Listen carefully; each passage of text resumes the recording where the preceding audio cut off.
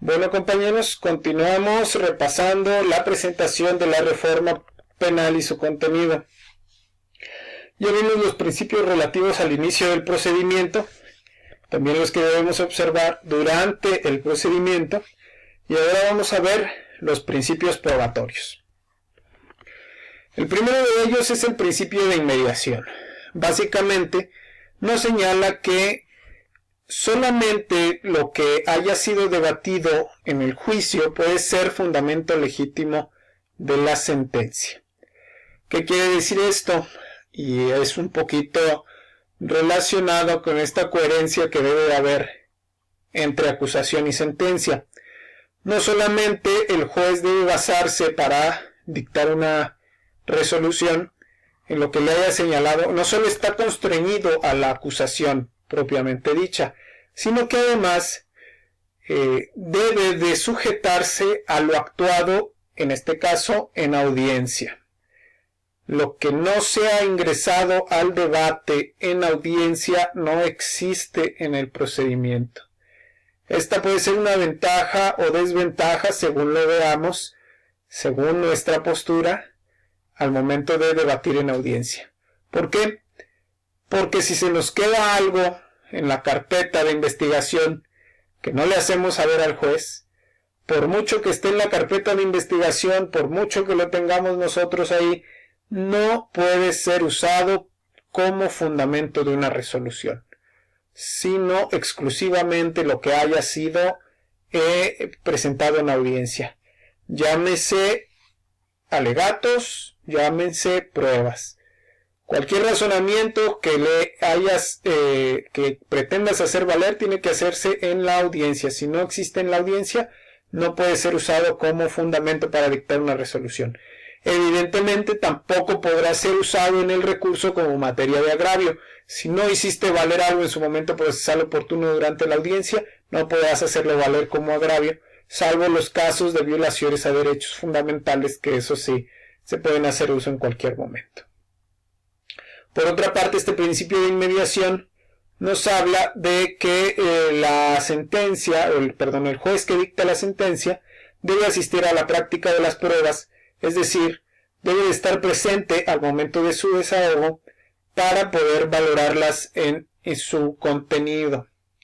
Es un poquito relacionado con lo del juez, el principio del juez señalado por la ley que vimos anteriormente.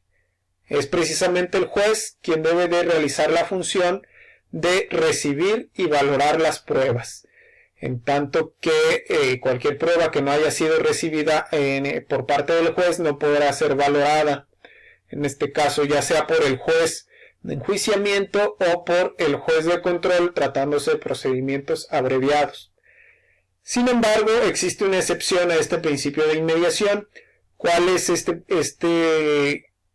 excepción? Es la prueba anticipada. Por prueba anticipada, la doctrina hace la diferencia entre prueba preconstituida y prueba anticipada. Sin embargo, a mi entender, el Código Nacional de Procedimientos Penales únicamente lo maneja como prueba anticipada. No existe realmente una distinción como tal. La prueba anticipada es aquella que, por su naturaleza, no fue posible llevar al juicio. Por causa justificada, evidentemente. Lo más común son, tratándose de testigos que sean extranjeros, testigos que se encuentren enfermos, testigos que por cualquier motivo, repito, justificado, no puedan presentarse a declarar al juicio. Entonces, ¿qué es lo que se hace? Se desahoga la prueba frente a un juez distinto al que va a presenciar el debate del juicio, que en este caso es el juez de control. Esa prueba se lleva al juicio oral y se recibe aunque el testigo no haya declarado de viva voz frente al juez del juicio. Generalmente se hace exhibiendo el video de la declaración, aunque también podría ser mediante actas, cualquier otro medio que consigne la declaración del testigo, pero lo más común y lo que viene señalado en el código es mediante el registro del audio y video.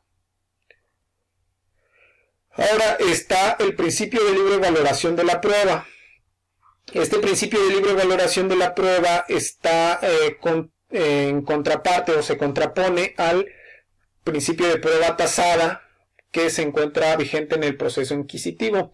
Ese principio de prueba tasada, la mayoría lo conocemos, es el que prevalece, por ejemplo, en derecho civil todavía, derecho administrativo, por ahí existen todavía muchos vestigios de la prueba tasada, y por supuesto en el sistema mixto anterior era un sistema de prueba tasada. Este sistema de prueba tasada otorga la ley, señala al juzgador qué valor debe de dar a cada prueba, por ejemplo, cómo valorar la prueba testimonial, cómo valorar la confesional, sobre todo en materia de documentos, cuando señalan que los documentos públicos hacen prueba plena. Ese es el principal ejemplo de la prueba tasada. En contraposición a esta prueba tasada encontramos la libre valoración de la prueba, en donde el enjuiciador es libre para obtener su convencimiento, es decir, que no está vinculado a reglas legales sobre la prueba. En el sistema de libre valoración de la prueba no existe ninguna disposición que le diga al juzgador qué peso debe tener cada prueba, ni le marcan pautas para su valoración. Este sistema de libre valoración de la prueba tiene dos vertientes o dos formas. En primera está la íntima convicción y en segunda el denominado como sana crítica. El sistema de íntima convicción es sobre todo propio de los juicios por jurado de los sistemas anglosajones, en donde quien decide no tiene necesidad o no está obligado a expresar las razones de su convencimiento.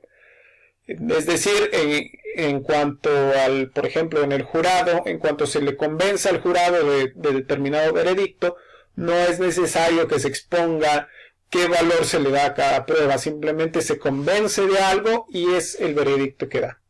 Eso no aplica aquí en México. El sistema que se aplica aquí es el de sana crítica, que viene o se presenta pues dada la obligación de fundar y motivar que establece nuestra Constitución. Este sistema de sana crítica no otorga reglas para tasar la prueba. Lo que sí hace es establecer un marco en el cual el juzgador debe de dar su decisión.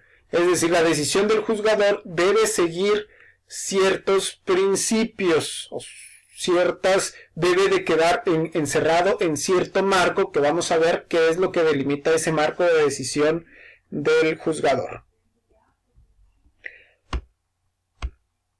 Bueno, este sistema de libre valoración de la prueba exige dos momentos diversos en el acto de la prueba. En primer término, es un momento subjetivo que depende de la percepción directa de la prueba. Se refiere a el convencimiento del juzgador en su fuero interno. Es decir, este momento subjetivo es el momento en el cual se presenta la prueba y, digamos, si convence o no convence en el interior del juzgador.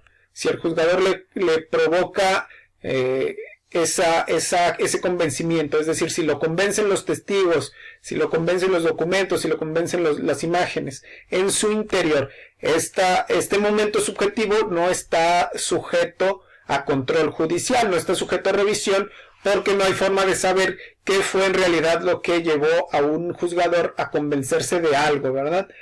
Pero lo que sí está sujeto a control es el momento objetivo. ¿Por qué? Ya que el juzgador se encuentra convencido de un determinado hecho a través de la prueba que se le presenta, tiene la obligación, y en esto consiste la sana crítica, tiene la obligación de dar un soporte racional a ese juicio de la prueba. Es decir, no puede basarse únicamente en su íntima convicción, como lo vimos en la lámina anterior, sino que debe de existir un soporte racional, que es la obligación de fundar y en este caso motivar este acto, que sería el juicio sobre la prueba. ¿A qué está sujeto o en qué marco debe de moverse el juzgador para dar este soporte racional a su juicio sobre la prueba? Son fundamentalmente tres cosas, que son la lógica, la experiencia y la ciencia.